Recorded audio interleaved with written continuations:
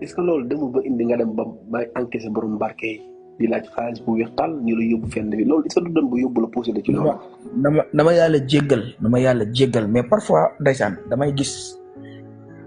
gis ay xale yi loolu dinaa ci ñëw parce que gis naa fan yi Mor Thiam am benn déclaration bu mu des ci jabaram xale yu jigéen ñi jël ko di ko challenge quoi du ma ne moom loolu lay def nag wallaahu taala alam xamal ma ko dara bëri na fi ay góor yuy toog di naan man sama jabar dama reconnaissant du ma ko takkal wujju ci moom rek laa yem barke alquranu karim lu yel nañ ay xale yu jigéen ay appartement di ko fay. je parle avec connaissance de cause Ngor laa dëkk amoon fa ay xarit yoo xam si ne ay jigéen lañ borom mi barke yi barke Serigne Bamba Mbakke ñoo fi dàq taxawaalu ñi yor ay millions ci réew mi yor ay poste yor ay business yu dox yor ay bureau barke alquranu karim ñu ci bëri seen bureau yi dafa am ay chambre intérieure billi xam ñu seen bureau yi dañuy jàppee xale yi. kon de Baltasar moo feeñ la rek. Baltasar feeñ la waaye Baltasar yi Sénégal yi mi ngi ne xus ci réew mi léegi yow xale bu jigéen boobu noonu am na benn suku dadi bu la jëlal benn appartement wu 400 000 wala 350 000 di la ko fayal ak sa argent de poche chaque weekend wala bu tàggoo séminaire ñëw tëdd sa appartement ngeen sim seen mari ngaañ ba mu neex nga yaakaar ne cagatu woo da ngay cagatu kay. iPhone bu génn mu njëkk la kaa jëndal oto boo bëgg mu changé la meuble yoo bëgg mu changé la chaque fin du mois mu dugalal la xaalis léeg-léeg ngeen laal Dubaï wala Maroc. barke bu xam naa la ko waxaat bëri na boutique yoo gis ci réew mii ay xale jigéen tijj ko di jaay ay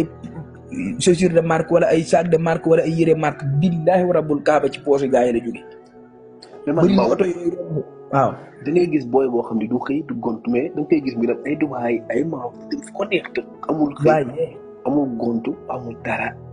da nga ko gis nag mu nekk jàmm. xoolal tiktokos yi da nga ci gis benn tiktokos boo xam ba mu commencé tiktok ak léegi yàggagul. mais genre da nga koy gis mu yor oto bu mool dëkk ci appartement di ko fayal boppam yor iPhone 15 Pro Max wala 16 Pro Max boo waxee ñu ne dama am ay partenaire dañuy fen amul kenn ku ciy def benn publicité ñu fay ko plus de 500 000 amul. man dama ci jokkoo ay gars yu bari yoo xam ne samay nit dañuy yëngu ci yooyu mais dañ ne ma sa ay pub yi amul xaalis bi ñuy wax naan ci lañ koy jëlee waxuñu dëgg kenn mënu ko ci am. chaîne compte yi ñu naan dañ ko monétiser dañ ciy fayeeku dañuy fen amul kenn ku ciy fayeeku ci sa compte 500 000 francs amul. TikTok amayul noonu xaalis. non amul ci de. ñi ci ëpp xaalis mooy ñiy yendu ci live yi naan sànnee ma cadeau ak yónnee ma léegi nangam ñooñu te ku leen tudd ñu mer nag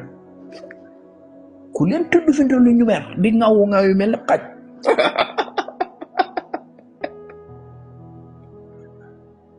barke alxuraan bëri na ci réew mii laa la wax ay xale yu jigéen yoo xam ne ñi ngi jaay seen taat yi te bàyyiwuñ ci xel. wallaahi laasim ay boroomi barke jëlal leen ay appartement jëndal leen ay oto jox leen ay passeport ñuy dem ak a dikk di jënd ab billet ay classe di naaw ak a ñëw di yor seen ndey yor seen baay te xëyuñu gontuñu dañuy cagatu te boo taxawoon ñoom ne leen ay caga ngeen ñu xeex ak yow. animatrice yu bari dañuy cagatu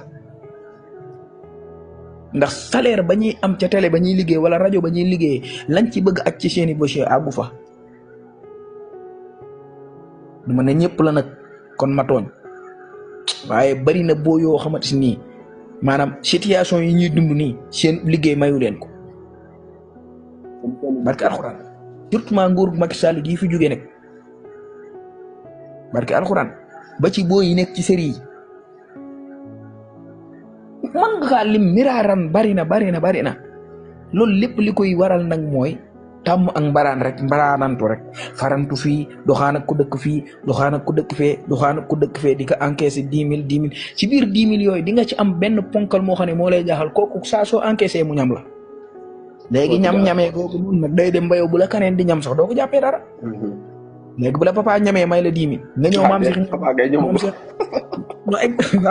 nga papa ñamee may la 10 000 nga ñëw maam Cheikh ñam la may la 20 000 ah da nga naan est-ce que bu ma bàcc ñamee du ma may 50 000. bàcc ñam la may la 50 000 ah da nga naan ah est-ce que Modou mi su ma ñamee du ma may 100 000. yàlla bu la Modou ñam rek jox la 500 000 Modou moom dootoo fa gëj. day ñam di ñamaat